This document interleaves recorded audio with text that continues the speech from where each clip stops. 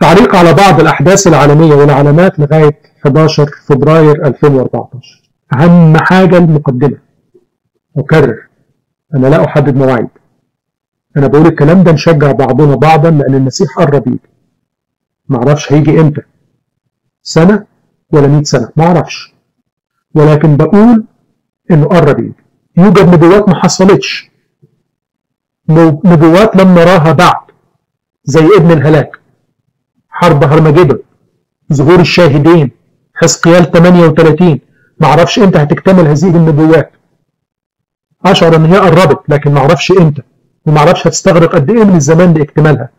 لكن ايضا يوجد علامات كثيره من اللي قال عنها الكتاب المقدس في الزمان الاخير وفي الجيل الاخير بتحدث قدام عينينا.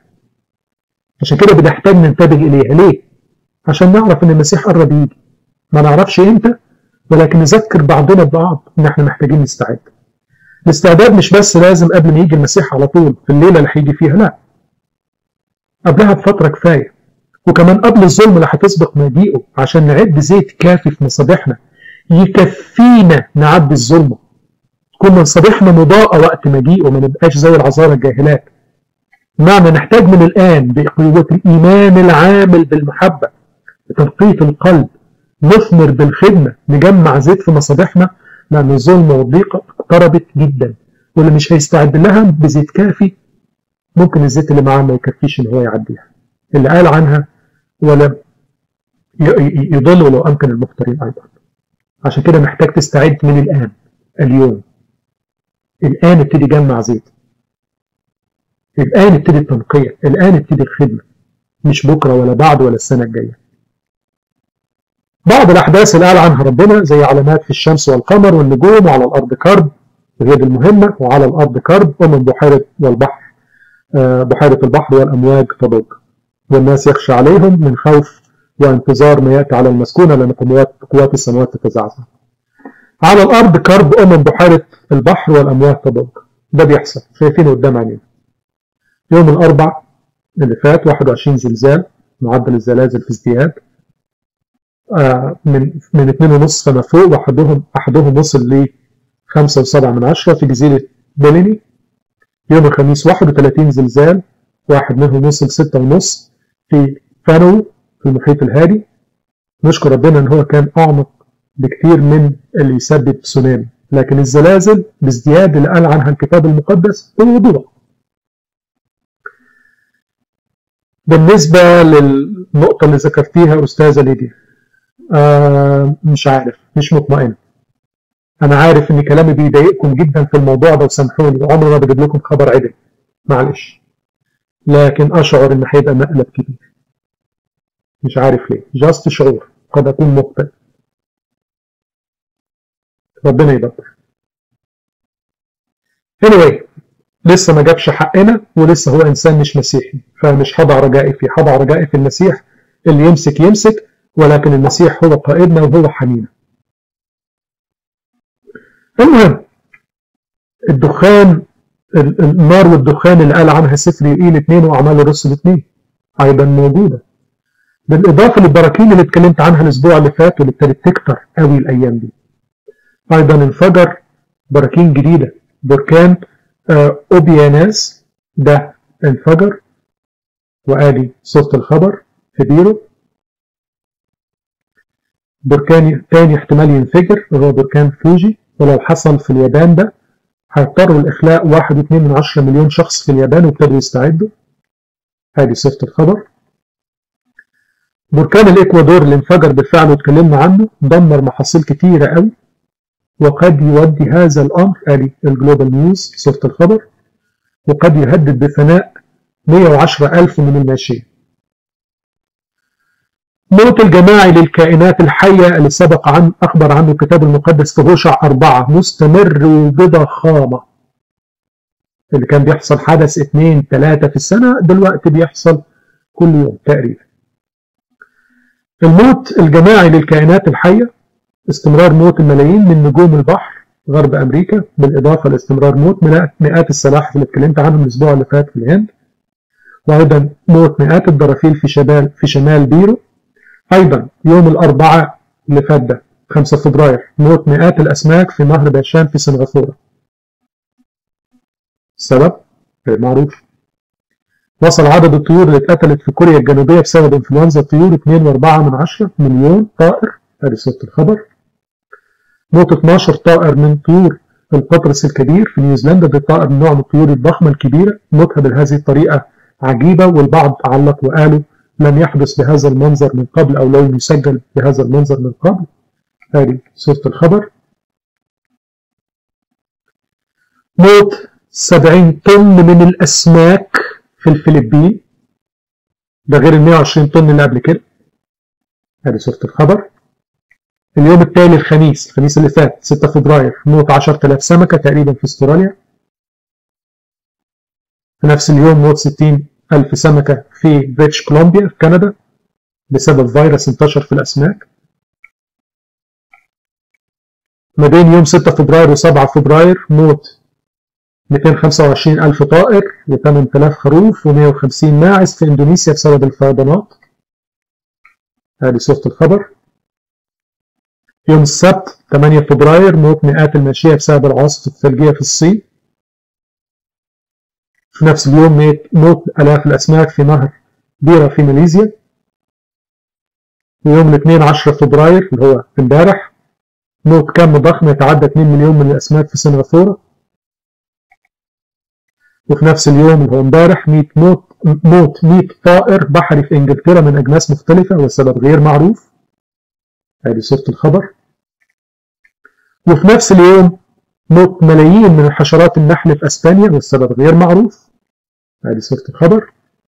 والنهارده الصبح بدري 11 فبراير موت الاف الاسماك في رياو اندونيسيا. ووصلوا حتى الآن عدد حالات الموت الجماعي معظمهم لأسباب غير معروفة 87 حالة في شهر 10 أيام. ولا لينك ظهر لا، أنا بتكلم اللي الناس اللي شايفة معايا في الموقع هي اللي بتتابع الموضوع. أنا مصور صور الأخبار أهي، اللي الناس اللي بتتابع معايا في اللينك على اليوتيوب. لسه البودكاست لسه شغال. الطقس، الاضطرابات اللي بتحصل في العالم. اليابان تصاب بأقوى موجة ثلج لم يحدث مثلها من أكثر من 50 سنة، تسبب موت 11 شخص وإصابة 1200 شخص. هذه صورة الخبر. وصل الثلج في بعض المناطق في اليابان 25 سم وأكثر. حاجة مهمة حابب أقولها بالنسبة لموضوع الثلج اللي ما بيسحش اللي اتكلمنا عنه الأسبوع اللي فات، البعض لم يفتكر. نقطة مهمة بس تعليق سريع. الموضوع ده اتكلم عنه كتير قوي، يسبب مشاكل ضخمة وجدل حاد على الانترنت، لأنه لف في حتت كتيرة في العالم وبخاصة في أمريكا، وألف كثيرين حواليه نظرية المؤامرة، وحكومات كتيرة قالوا بتفعل هذا الأمر، وقعد الناس تقول لا ده طيارات بترش علينا مواد سامة وعايزين يقتلونا وبأشباه الثلج والحكومات والأعداء. طلع كلام ضخم جدا. ملحوظة، الكلام ده غير علمي لا أقبله. أنا ما عنديش دليل إن دي مؤامرة من حكومات، فما بقبلش الكلام. أنا لا أؤيد هذا الأمر، وبرضه لا أقبل على اللي بيحاول يقلل الموضوع. أنا عن نفسي أعتقد إن اللي حصل ده بسبب ارتفاع نسبة التلوث، لكني لا أقول ولم أقول بالموضوع المؤامرات دي. أنا بقول التلوث اللي بيزداد في الجو هو اللي بيسبب المشاكل اللي احنا شايفينها، وخاصة في التلج. لكن اللي يقولوا بالفعل فعل، أنا ما بقبلش الكلام ده، ما عنديش دليل، خاصة إن الحدث ده حدث في دول كتيرة. لكن برضه أنا ضد اللي بيتفه من الموضوع ده، والجهات الحكومية اللي ابتدت تنشر وتذيع، وجهات علمية تقول الناس الهبل اللي بيتكلموا على الثلج اللي ما بيصحش، اللي ما فاهمينش حاجة في العلم ولا الكلام ده كله. لا، أنا بقول يا ريت الأمر يلقى انتباه من الناس ويدرس بطريقة محايدة. في وجهتين، وجه بتتهموا الحكومات بهذا بأسلوب خطأ، والبعض بيدافعوا عن الحكومات بطريقة خطأ. بعض محاولات الرد قالوا ان ده طبيعي جدا وعدم اسالته لما بيتحول للبخار بظاهرة التسامي sublimation. ده طبعا خطأ. ده بيضحكوا علينا لما يقولوا لنا معلومه زي دي ان التلج يتحول ما بيسحش وبيتحول لبخار بسبب السبليميشن. لا، السبليميشن اي انسان عارف ان لازم يحصل تحت التفريغ، وبيحصل السبليميشن في ما يسمى بالفريز دراينج او التجفيف بالتبريد، في حاجه تسمى تريبل بوينت او النقطه الثلاثيه. الميه او ال H2O بيمر بثلاث حالات: صلبه ثلج تحت الصفر، سائله من الصفر ل100، وغازيه من فوق ال100. ده في الضغط الجوي المعتاد اللي هو 100 ميجا بار، اسف 100 كيلو بار، 100 كيلو بي اي اهو. لو قللت الضغط ل1 كيلو بي اي ساعتها التلج بيتحول من تلج حالة صلبة لحالة غازية مباشرة بدون ما يمر بالحالة السائلة. لكن ده بيحتاج ايه؟ اقلل الضغط. التلج اللي بنتكلم عليه اللي ما بيسحش ده وبيكش حجمه ده في الضغط الجوي العادي. فالمحاولة الأولانية اللي ردوا بيها عن طريق ادعاء إن هو ده بسبب السبليميشن، لا معلش، ده مش علمي.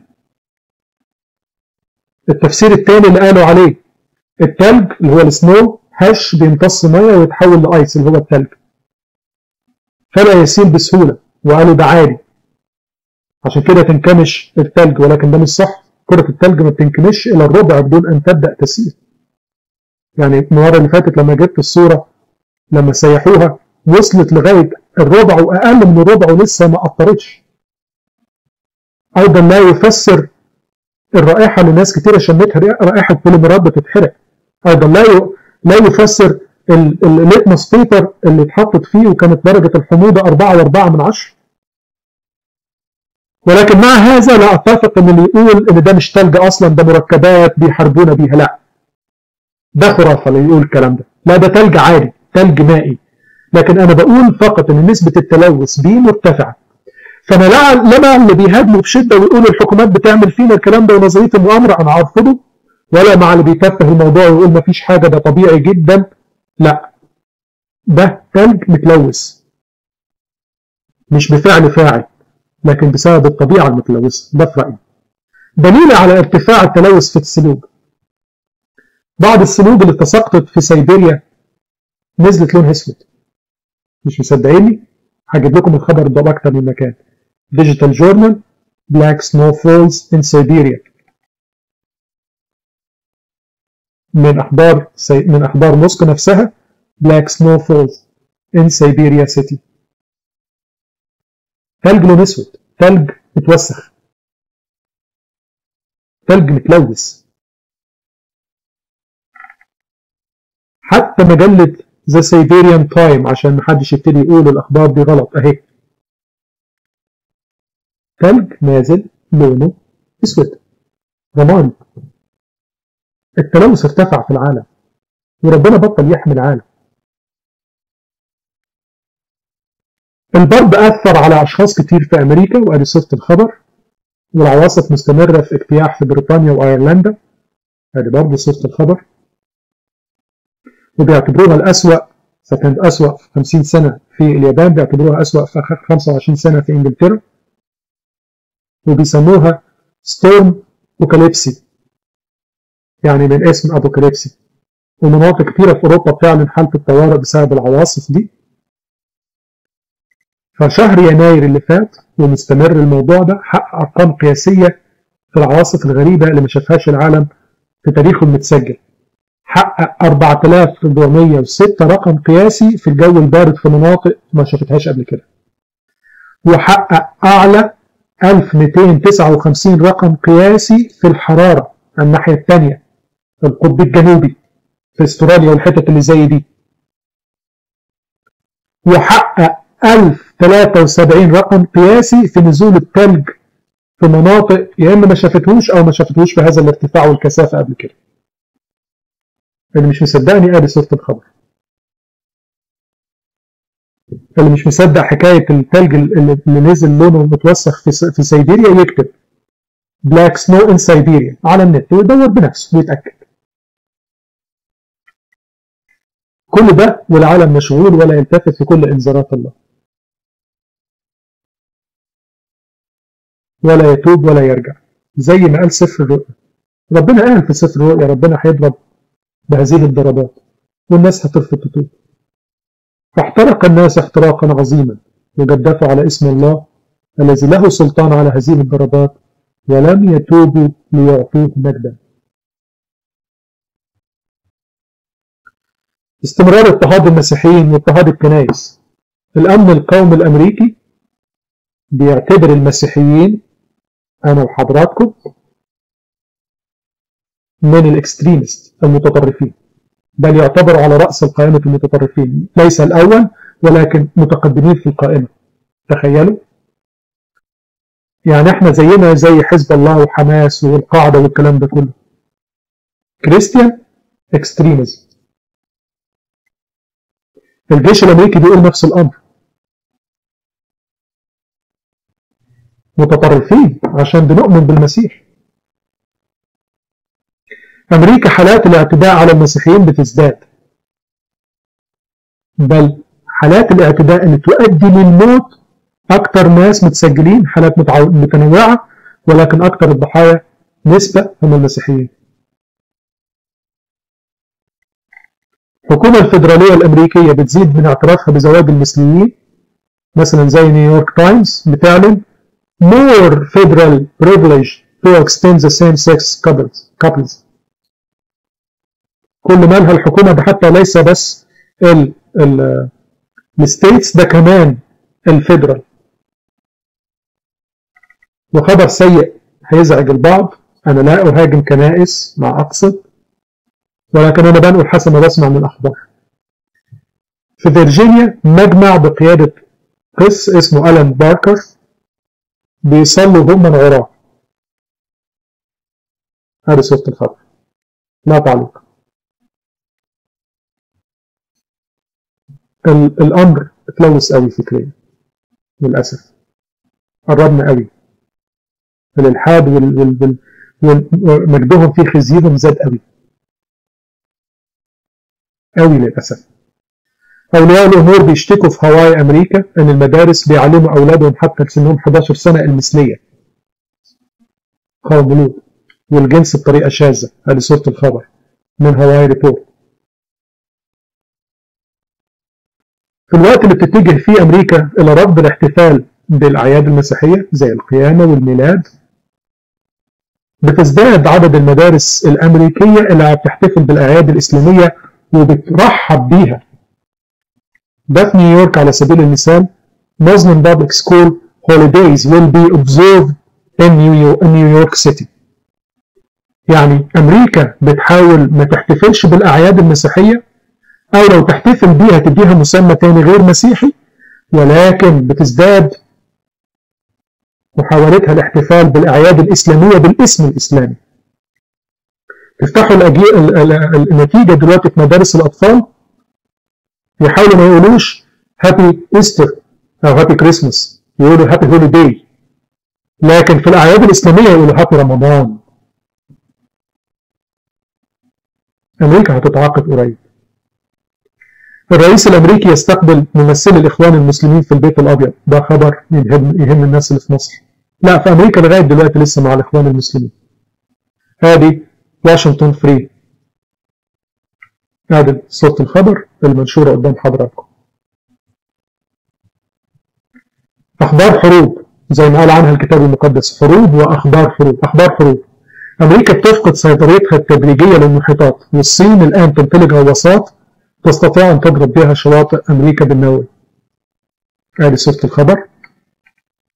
أمريكا بتصوت على الوقوف بجانب اليابان ضد الصين في الخلاف على الجزر الحالي.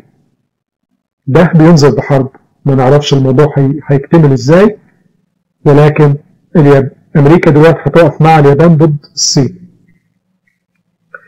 وقد ترسل أمريكا قريبا طائرات قاذفات قنابل لمساعدة اليابان ضد الصين، وده لو حصل هيشعل حرب عالمية. هذه صورة الخبر من شاينا تايم. والصين بترد باستعراض لوحداتها المتحركة للصواريخ عابرة القارات اللي تستطيع أن تحمل رؤوس نووية وتضرب بها أمريكا. وإيران كمان بترسل سفن حربية بالقرب من سواحل أمريكا عشان تهددها. لإظهار قوتها، وخاصة إن روسيا والصين بيدعموها، وبتعتبر ده رد فعل لاقتراب السفن الأمريكية من سواحل إيران.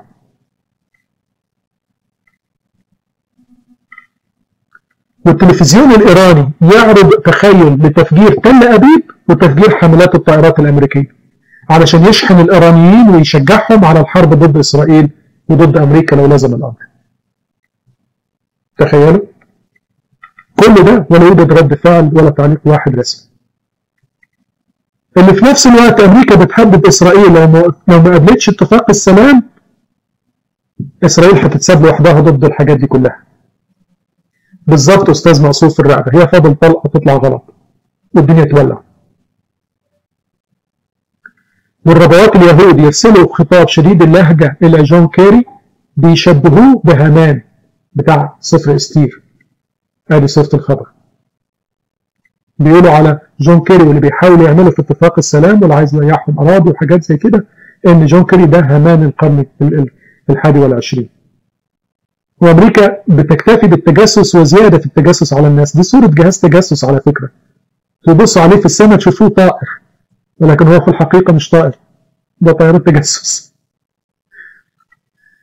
الهزات الاقتصادية مستمرة، اليابان بيحصل فيها انهيار لبعض الأسهم، ادي صورة الخبر.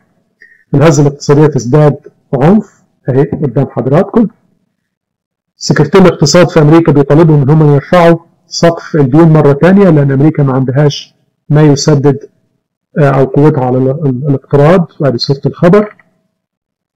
فالعالم بيتهز قوي، احنا مش خايفين، احنا قايلين ان الكلام ده يؤكد على صدق الكتاب المقدس، وطالما صدق في الكلام اللي قاله يبقى اللي قاله اللي هيحصل بعد الحاجات دي هو مجيء المسيح، يبقى صح. لذلك اقول المسيح على الابواب، ما اعرفش امتى، ما اعرفش زمن، سنه او 100 سنه ما اعرفش، ولكن قرب. محتاجين نستعد. بطلب من حضراتكم حاجتين: نصلي ونستعد ونعد الزيت لمصابيحنا لاستقبال العريس، الصلاة والصوم وتنقية القلب والخدمة، خدمة أبناء الله، والاستعداد بلبس العرس. والحاجة التانية ما نخافش. الأخبار دلوقتي بتحصل في مناطق بعيدة عنك، قريب هتحصل جنبك جنب بيتك. العواصف اللي بتحصل في مناطق بعيدة احتمال تكون بكرة ولا الشهر الجاي جنبك. ما تخافش خالص. لكن حتى لو وصلت التألم، لو تألمتم من أجل البر فطوباكم. أما خوفهم فلا تخافوا ولا تضطربوا. ما تخافوش زي أولاد العالم، بل افرحوا. افرحوا في كل حين، وأقول لكم أيضا افرحوا زي ما قال الكتاب المقدس. افرحوا عريسنا قرب. افرحوا كتابنا المقدس صدق في كل ما قاله حتى من نبوات الزمان الأخير. افرحوا لأن احنا راحتنا قربت. ربنا يعز قلوبكم ويفرحكم، واستعدوا علشان العرس قرب. ربنا يحافظ عليكم، والمجد لله دائما أبديا آمين.